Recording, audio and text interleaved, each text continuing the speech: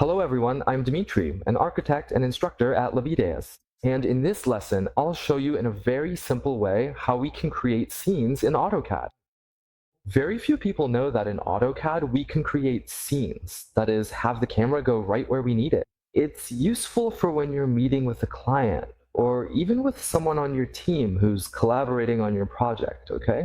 To be more assertive, right? Making it easy to find specific parts of your project here. So let's suppose I want to create a scene showing this environment here, right? So first I position it on the screen. In the upper left corner, we'll have top here, okay? Usually it's the AutoCAD default. I'll click on top and there's the View Manager option. So just click it, right? And then we go to New. And I can put, for example, Layout 01. And then click OK.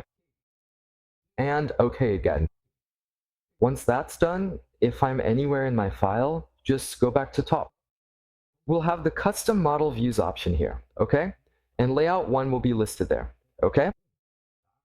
We can do the same, for example, with another environment, right? So I zoom in, position it here on the screen, and let's do the same process. So I go to top again, go to View Manager again, to New, and I can call it Layout 2. And then OK, OK. So it's interesting because during a meeting, during a presentation, I can come here, top custom view, right? And then we'll have both options, right? So both layout 1 and layout 2, okay? Let's suppose you've already discarded one of the options. How can we delete this scene then, right?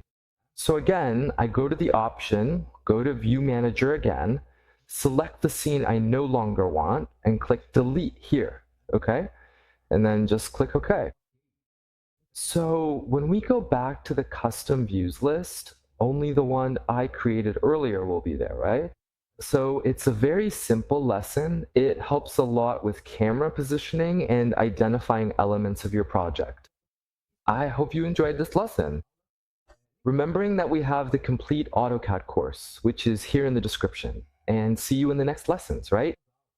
Thank you very much.